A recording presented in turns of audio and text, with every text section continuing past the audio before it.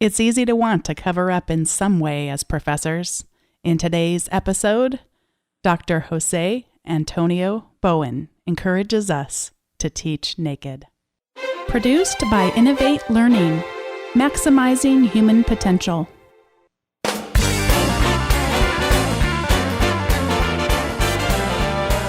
Welcome to this episode of Teaching in Higher Ed. This is the space where we explore the art and science of being more effective at facilitating learning. We also share ways to increase our personal productivity approaches so we can have more peace in our lives and be even more present for our students. Dr. Jose Antonio Bowen is president of Goucher College. He's won teaching awards at Stanford, Georgetown, Miami, and Southern Methodist University, where he was the dean of the Meadows School of the Arts. He's written over 100 scholarly articles, edited the Cambridge Companion to Conducting, is an editor of the 6 CD set Jazz, the Smithsonian Anthology, and has appeared as a musician with Stan Getz, Bobby McFerrin, and others. He's written a symphony, which has been nominated for the Pulitzer Prize, and is the author of Teaching Naked: How Moving Technology Out of Your Classroom Will Improve Student Learning. It's such an honor and a privilege to have him on today's episode. Thanks so much for joining us on Teaching in Higher Ed today, Dr. Bowen. Hi, good morning. As you already know, I'm actually going to flip the recommendation segment of the show. Usually we do them both at the end, but I'm going to start with mine, and then we're going to end the show with yours. And my recommendation today is to check out the StoryCorps Great Questions. Now, first, let me start by explaining what StoryCorps is. They've been around since 2003, and they've collected and archived more than 50,000 interviews with over 90,000 participants. And each person that goes and offers up a gift of their conversation gets it recorded on a CD to share. And it's also preserved at the American Folklife Center at the Library of Congress. The mission of it is to provide people of all backgrounds and beliefs with the opportunity to record, share, and preserve the stories of our lives.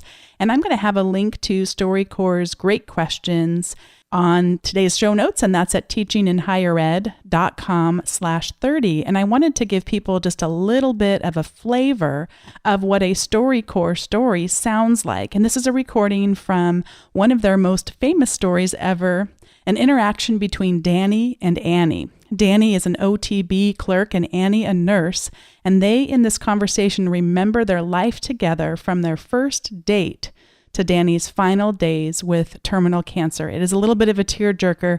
I won't play too much of it because we don't have that many tissues with us today, but I did want people just to get a sense of what these stories are like. She started to talk, and I said, listen, I'm going to deliver a speech. I said, at the end, you're going to want to go home. I said, you represent a 34-letter word. I said, that word is love. I said, if we're going anywhere, we're going down the aisle because I'm too tired, too sick, and too sore to do any other damn thing. And she turned around and she said, well, of course I'll marry you. And the next morning I called her as early as I possibly could. And he always gets up early. to make sure she hadn't changed her mind. And she hadn't. And every year on April 22nd around 3 o'clock, I call her and ask her if it was today, would she do it again? And so far the answer's been the same. Yeah, 25 times yes. That just gives you a little sense of the flavor of their stories. Unfortunately, Danny is no longer with us, but his story and his love for Annie and her love for him continue to live on through this StoryCorps story. So, Jose, I'm going to ask you just a few of the questions that they have on their Great Questions website, which is what I'm recommending today, that people go to the Great Questions website and they think about someone that's special to them in their lives and they ask them some of these questions and maybe consider recording it so they might preserve that memory with that person. So tell me, what is it you do for a living? What do I do for a living? Well, I find creative solutions for problems with people who think they can't talk to each other most of the time. I'm a musician, so I have a day job like most musicians. And my day job is currently as president of Goucher College. And so people sometimes find that to be a stretch from being an academic, going to the dark side, but especially from being a musician. But I tell people that being a musician is fundamentally about listening. And as an accompanist, I'm going to play the piano, and so I spent most of my life as an accompanist. So my job has been to make other people sound better, which is fundamentally the same job as being a college president. And how did you get into your line of work? Kind of like by accident. I don't think anybody goes to college thinking they want to be a dean or a college president. I was a musician, but my parents, first generation, wanted me to, couldn't major in music, couldn't even major in classics, had to major in chemistry, something practical. So I did. I worked as a chemist, et cetera, for a while. And only later in life did I realize that I could combine my interest in music with an academic career. I mean, who's ever heard of musicology? But I ended up as a musicology professor as a way to have a day gig that related to my interest in being a musician. And then, one thing led to another. Organizing a band or running a piano studio is, being an entrepreneur or kind of a freelancer. It's, fundamentally organizing other people. And so if you can organize a band, you can organize a department. From there, you move along the academic ranks. And I found myself being a president before too long. What did you want to be when you grew up? What did I or do I? What did you?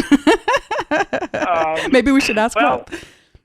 Yeah, that's a funny question. I mean, after the fireman stage, and I think, I wanted to be a musician, and then I got to do most of the things that I wanted to do as a musician. But it's a hard life. You're on the road all the time. So, I love the travel, love getting to go to exotic places. But at some point, I don't like being on the road, 300 days a year.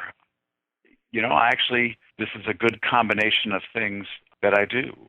So in some ways, I get to do the thing that I most wanted to do, which is to play music. I just don't do it all the time, which I found when I did it all the time was actually not what I wanted to do. It becomes work. If you're doing it 300 days a year, you spend 90% of your time traveling and unpacking, and a fraction of the time actually doing the music. What lessons has your work life taught you?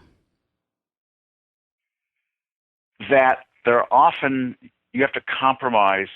There are often crazy people who are very good at what they do, and a little bit of craziness is okay, and a lot of bit of craziness is going to make you crazy. I often say so again, my analogy with a band. It's okay to have a band that has one guy who's a little nuts, and you have to make sure he packs his drumsticks. But if the whole band is that way, you end up babysitting the whole time, and so it's okay for a department to have one crazy person. In fact, it's a good thing. It actually stirs things up a bit. But if everybody is that way, then nobody's running the asylum.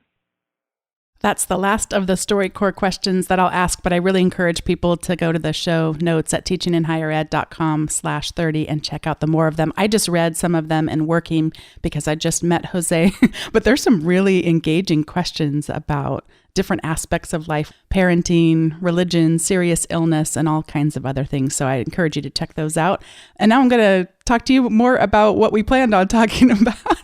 And that is, I'd love if you would just start for us to the idea behind what is it to teach naked?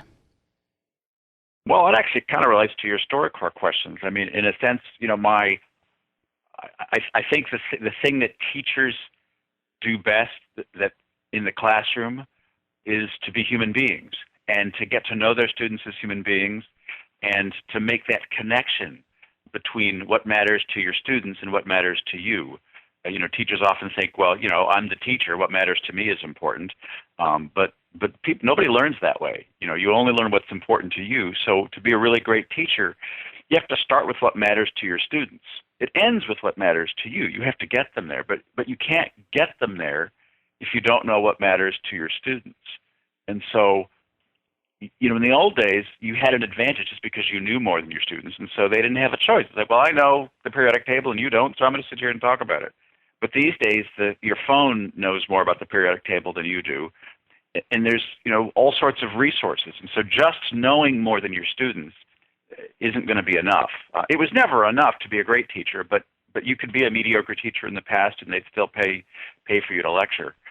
Teaching Naked is all about using class time and the face-to-face to make real connections and not just to transfer information. And so I find that technology is good at, information, providing information. It's also good at connections, but a different kind of connection that doesn't have to happen in the classroom. So I encourage people to use technology outside of the classroom, both to connect with their students when they're not physically present, and the other is to use technology for information and testing, other kinds of things that, again, can be done outside of the classroom. And then to reserve the classroom time, which is the most expensive thing you have, for the most important, which is that personal connection, getting to know people. There's been a lot written about teaching. There's been a lot written about using technology, and you flip everything on its head and say, for those of you that are enamored by the technology, I'm going to ask you to throw that away when we get in the classroom. And then you say to those who are enamored with the classroom, I'm in front of a lectern, I am pontificating about my research and my expertise. You tell them they're going to have to throw the lectern away and actually engage in a deeper way. I can imagine there's been quite a reaction to you talking about this. You've sort of unearthed some things. What's that been like for you? What's the reaction been like? It's interesting. In a sense, I'm the middle ground. I'm the middle term. You're right. Both sides have something to hate, but on the other hand, both sides have something to like too. That I'm not invalidating technology. I'm not a Luddite. But I also think that those who simply want to stay in the old way have to recognize that, life has changed, our students have changed. We know a whole lot more about student learning than we ever did when most of us were in school. We know a lot more about the brain. We know that active learning works. We know that it disproportionately disadvantages poor students, students of color. And so if you start by saying, well, do you want your students to learn? I mean, almost everybody can agree on that. We're in this business because we want our students to be successful. And so the question is, how can we help them be successful? And so there's some common ground there. And so, generally when I go do this, you're never going to get everybody to agree about everything. But if I can find a little something for everybody, I can make everybody's teaching a little bit better in some way, so that for somebody who's a technology lover, they say, okay, I'm going to put away the computer for a day. And for somebody who's a technology hater, they can say, okay, I can see there's some value in using the computer to do this. Then I've advanced both of them in some way. But my real interest is getting people to talk to each other on the common ground, which is that we have to be more attentive to student learning, and especially those of us who work at bricks and mortar institutions, which are expensive. They are simply more expensive than the online and other alternatives. And if we don't get better, Toyota and Honda got better, and Ford and Buick said, come on, who's ever going to want those little Japanese cars? They said, Steinway said the same thing about pianos. They said, who's ever going to want those? No one's ever going to buy a Korean piano. No one's ever going to buy Japanese pianos. Well, they were wrong about that, and I think we're wrong when we say the online courses aren't going to get better. We'll always have this advantage. We'll always be Steinway. We'll always be Ford. No, we won't. I mean, they're going to get better. And so that's what's really important, is that pedagogy didn't used to be a key part of being a professor. It was research and knowing more than your students, and they would learn by osmosis. And pedagogy has now got to be the central focus of what we do as faculty. And virtually none of us were trained in it. So that's a major, major shift. But I think it's an easier shift to make than saying we have to change everything. I'm just saying, no, we have to actually look at the science and the research behind our real discipline, which is pedagogy, and not just the subject matter that we cover. To go back to your car analogy, it can be, for everyone, I would assert for everyone, it's going to be in some ways akin to trying to learn to drive that stick shift car, though, and it's not all going to go smoothly for you. I can recall one of my bigger teaching fails in the last few years. I still remember this moment vividly because it just represents what I don't want to do as a teacher. I'm fairly good at engaging people because I grew up doing corporate training, and you don't get away with that when you're asking a business to pay you thousands of dollars an hour by lecturing to them. That's not something that they will pay you good money to do. So I was asking questions with the students to get them to think about their own behavior as consumers, because we were in a marketing class talking about consumer behavior. So there's this whole idea of heuristics, and we go into the store and we just go down to the deodorant aisle and we pick up our deodorant. We don't think much about it, and then off we go. But if they don't have the kind of deodorant that we typically would get, then we start thinking about how we might behave as consumers. So I'm asking the different students a pretty personal question about their preference in deodorants, thinking that this is going to be something we could all engage on. And I stupidly asked one of the young men in class what kind of deodorant he uses. He is from a country in which they do not wear deodorant. And so he very boldly, not knowing that this was going to be something that would cause students to laugh at him in the classroom, said, "I don't wear deodorant." And I thought, I still thinking back, it was a few years ago, and I'm still just blushing stupid.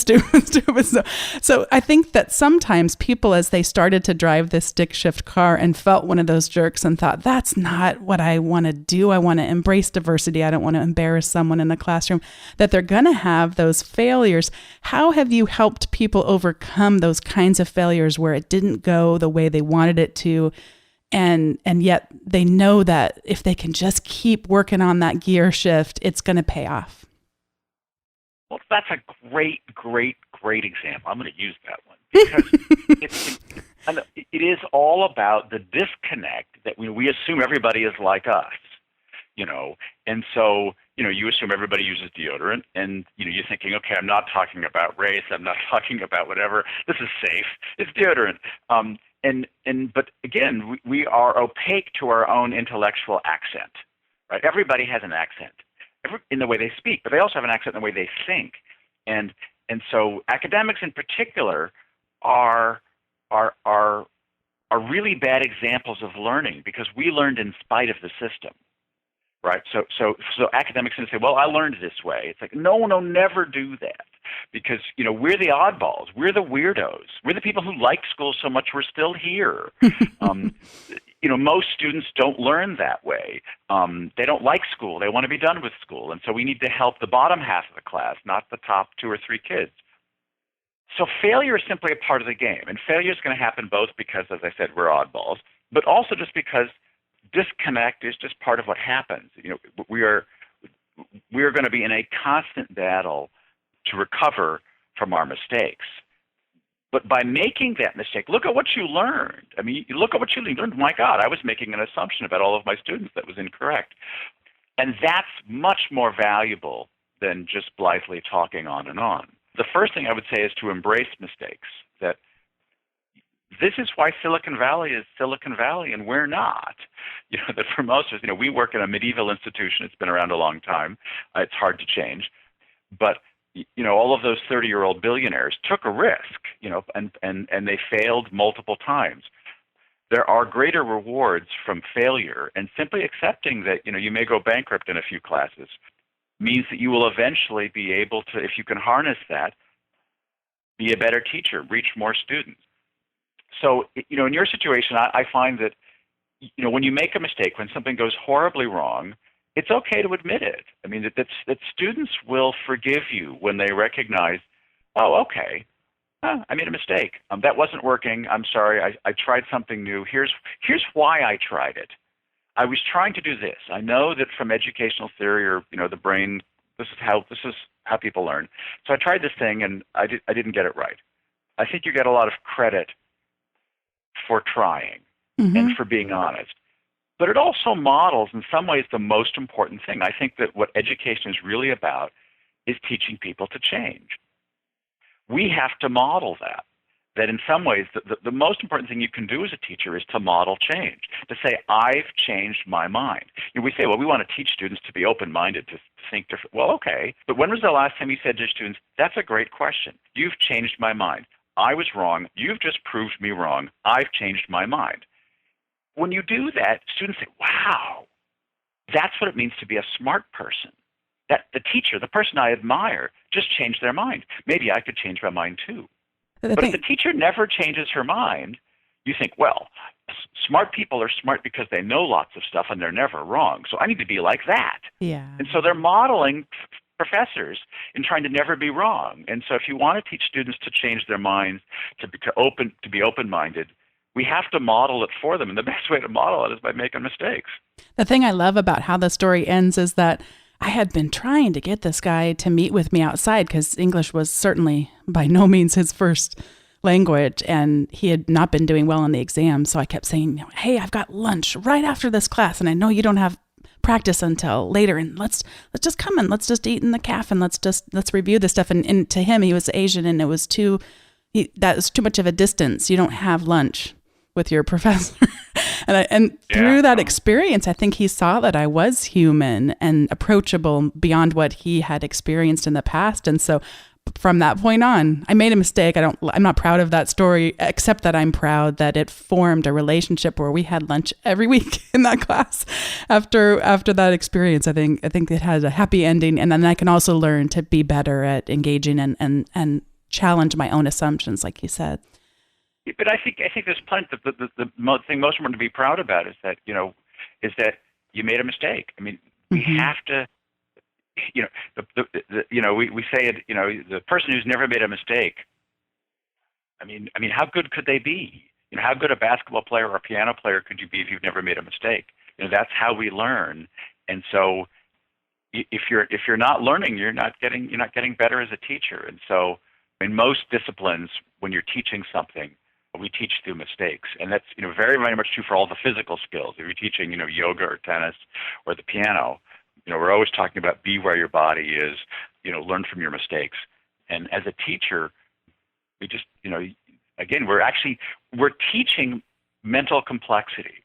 We're trying to get our students to have a more complex model of the world and to understand that the answer to most things is it depends. If we're going to do that, we have to model for them our own mental complexity and that we get it wrong. Mm-hmm. That's what we do. If I were to go into a classroom where someone was truly living the principles of teaching naked, what would the classroom look like to me? What would I observe? Furniture is probably set up fairly randomly. There's no normal. There's no front. It's an active classroom. It's teaching naked is a metaphor. No visual aid here necessary. I like furniture that moves around, not people in rows. You might still have 300 students in class, but the chairs are movable, and so people are in groups of 2 or 3 doing something. The first thing I tend to do is I push content out to students before class, and then I give them exams before every class, and I like index cards. So if you have a reading, so what was your favorite passage from the reading? What passage from the reading? Which argument worked least well? Write that down, bring it to class.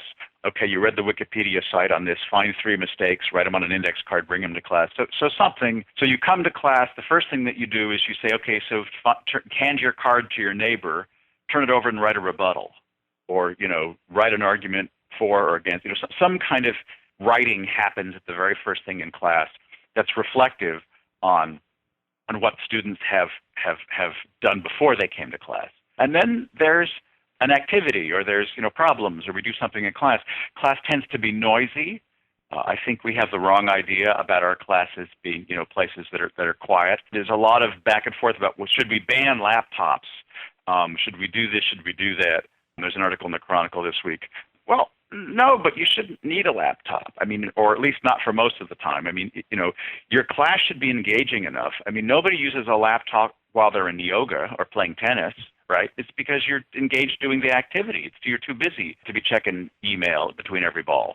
So that's the way class should be. It should be like an active tennis match where you're thinking about the next hit.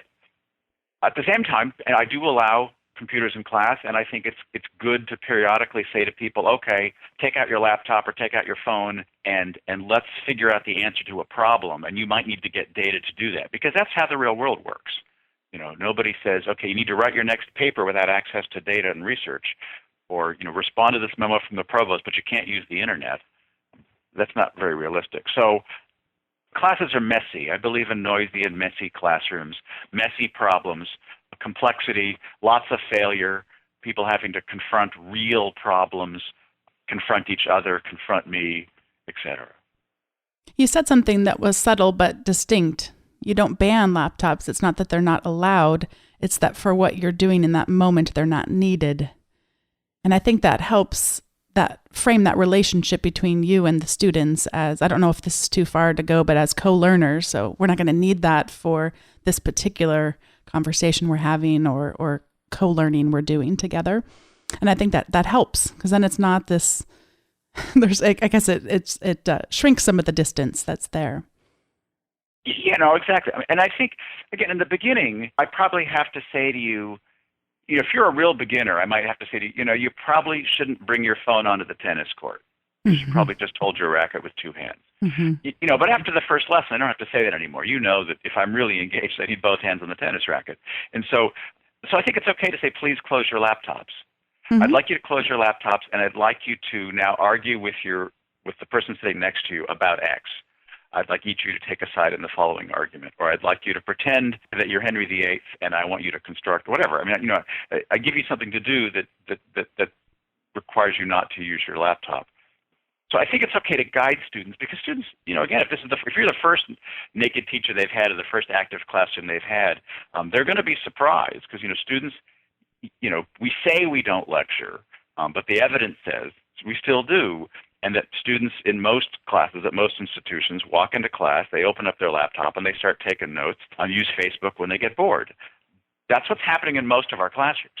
So if you're the first person they've encountered that says, okay, we're going to play a game today, or we're going to do the hardest problem set in class, and I want everybody who got the answer 12 to find someone who got the answer 13 and argue with them about what the right answer is to this problem, they're going to look at you like you have three heads, because they've never encountered this.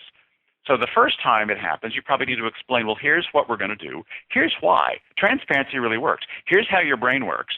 And so we know this about, your brain. And so we're going to argue about the right solution for this problem and do the most complicated problems in class, in teams, because that's the way the real world works. Once you've got them used to that, I think you can kind of let it work the way it is. But it's like those mistakes that you make. If you notice that your students are all on Facebook, the solution is probably not to have a TA walk around the back of the classroom and say, hey, you're on Facebook, get off of Facebook, or stop shopping. But rather to change your pedagogy. I mean, and I always, if you want to be a policeman, go to the police academy. That's not the job I signed up for. I want to engage students. And so if I'm not engaging them, the problem is I'm not engaging them. Not that I need to police them better. What are some ways we can engage once they've left the classroom? Well, it turns out that we've been handed the best of all connecting tools in the world called Twitter. And Twitter is all about connections, right? The short posts. But students think of our classroom as the ivory tower, right? I always say, your classroom isn't Vegas. What happens here stays here. But the students don't know. The students actually think your class is like Las Vegas. That they don't actually recognize that what they're learning in class can be applied outside of class every day unless you force them to do it. And of course, once you do this, they start to get it. On Twitter, every time they find a movie they like, or a meme they like, or a post they like, they share it with their friends. They're used to finding things and saying, hey, everybody else needs to know about this on Twitter. A great assignment is to say once a week, I'd like you to use the hashtag #mycourse, and I'd like you to share something that you find on Twitter with that hashtag so everybody else can see it. And then you can pull them up in class and say, well, who found examples of, abnormal psychology this week? And it doesn't matter if they use the New York Times or they found a cat video, because it's the connection that matters. It's students saying, oh, this is an example of abnormal psychology wherever I live, wherever I found. This is what my roommate did. Here's a picture of my roommate doing something that I think is abnormal psychology. The point is that they're applying, they're thinking, they're connecting. And so we've got to get over our reluctance to use cat videos, because that is how students think. I had a student actually post a Seinfeld video clip on a discussion board once, and my first reaction was, come on, a Seinfeld video. But in fact, he had it exactly right. He had picked the 10 seconds that exactly demonstrated the concept we were talking about, and I just couldn't see it because I was poo-pooing the idea of a video. What is it? Half of all internet traffic is now video. It is increasingly how students think and share. And so what we want to do is have them think and share about our content. That's the world's easiest Twitter assignment. It means you have to get on Twitter, but the good news is they don't have to friend you or anything, right? All they have to do, just use the hashtag. They don't need to follow you. You just need to give them a hashtag that you can then find on Twitter, and you can see what your students are posting about your class, which is actually pretty cool. Because it's come up far too much, I can't believe I'm about to say this, but I have sat in too many meetings lately where people say we're working on creating a hashtag. And for anyone who is not aware, you just press the pound sign and give it a name, and that's how you create one in the middle of typing. It's not something you have to send off your IT department to create for you. So yeah, that's funny. I like that. Yeah, no, it is actually the simplest thing. It is just your name, a course number, something. And of course the students do this. And the funny thing is that students actually talk in hashtags. And hashtag my birthday in a sentence. Like, no, that's a sentence. You don't need a hashtag in a conversation. But it's kind of become a joke. But it's true, students, I was actually students are, they're now into college. So class of 2019 is, of course, one of the most common hashtags. But it doesn't actually help because I can't find students from my college that way because there are millions of them. Well, hundreds of thousands. Yeah, and it is this whole language to learn. Speaking of the cultural elements we spoke of earlier, I was reading about the 2014 biggest social media fails, and there was a company who had thought they would tag on to this big popular trending hashtag that was why I left. And so they said, I think it was a pizza company or something. I left because they didn't have any pizza. And of course, that's about domestic abuse, why I left my abuser. And I mean, just the complete boneheaded move there. But yeah, it does take a little time to learn the language, but it does not take a lot of time to set up a hashtag around your class and get the students engaged and in sharing, like you said. Yeah, it's also pretty easy to make a mistake here. So, I mean, it's true. I would start by asking students what's cool and what they use and how, and all of that. You need a teenager in your court. I mean, if you've got kids, this is actually pretty easy. But if you don't, you need to find a student who you trust who say, okay, so help me set this up. What's a good hashtag and what's a good assignment and what will people not? But then persevere a little bit because I think, again, you get points for trying and you will learn something from trying. You will learn about this world that your students inhabit. And it's a little bit like a cell phone. I was a cell phone resistor, I admit it, but it did change my life. And this is before the smartphone. It allowed me to use that commute to talk to my mother every day. And I was a better son because I had a cell phone. Using a social media platform will change the way that you look at teenagers, and it will help you understand, oh, actually, I do like being connected to my high school friends, or no, I hate being connected to my high school friends. But at least you'll understand how it has changed the human condition and the way that we interact with each other, for better or for worse. This is the time in the show which we shift to recommendations. And as we all know, I already did my recommendation up front of the StoryCorps Great Questions. And so I'm going to pass it over to you to whatever you would like to recommend. Okay. Well, I guess I'll let me do two websites. Games are like hashtags. It's like, oh, I need to find my IT department needs to help me create a game that will do X. One of the easiest ways to engage students outside of class is with a game. The big repository is Merlot.org. Merlot like the wine, but org, not com. The other one's a wine site. So if you get to the wine site, it's the other one. But then you can. This is a site that's curated by faculty, and so people like me give away stuff. Here's a game that here's a DNA model. Here's a whatever. They're academic tools, so it's the essential site for looking for stuff. And another of my favorites is smashfact.com. You can create your own games. You can customize your own games. Smashfact.com. It's very, very simple to use. It interacts with most of your learning management systems, so students can do, I say, here's a 10-level game. Each level's worth a couple of points. It's worth 10% of your grade. Play the game all semester long, and if you want an A, you got to get to level 9. And that's easy, and students can then do it. And again, all that happens on the back end fairly seamlessly. Those are two sites that every academic should know for making games or just finding somebody else's game that you can then use in class. So I've gone and I've read Teaching Naked, and I started to practice some of this in the classes. Some of it's going well, some of it's not. What's your last words of encouragement before we close today?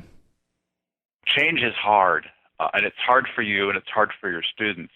The process is not linear. We don't have a choice. We're not going to go back to lecturing all the time. Keep asking your students what's working. Expect some failure. Students are going to hate some of what you do. Some of it might be working, just not. You have to find a better way to figure out whether it's working. But the idea of, I know what's going on, I walk into class, I'm going to talk, and nothing else matters, that should be dead and buried. This is much more like learning to play tennis. It's not going to be a linear process. You've got to work on page 1 before you work on page 2. And the first thing you do when you learn to play tennis is to learn how to swing the racket. And you don't care where the ball goes at first. It's not your first mission is not to get the ball over the net. The first mission is to learn how to swing the racket. And then maybe page 2, we learn how to use our feet. And so, eventually you'll hit the ball over the net. And that's the process of learning. And we're all learning how to do something new, which is how to be better, more engaged teachers. President Bowen, thank you so much for investing your time today into this community where we're all trying to facilitate learning more effectively. Thanks. And thanks to you for listening to episode 30 of Teaching in Higher Ed, which you can access at teachinginhighered.com/30. If you'd like to get the show notes in your inbox every week, you can subscribe to the Teaching in Higher Ed weekly update that includes the notes and all the links that the guests and I talk about at teachinginhighered.com/subscribe. That'll also get you the free Ed Tech Essentials Guide. Thanks so much for listening. If you have any suggestions for future topics you'd like to hear about or future guests, you can do that at teachinginhighered.com/feedback. Thanks so much for listening and for being a part of the Teaching in Higher Ed community.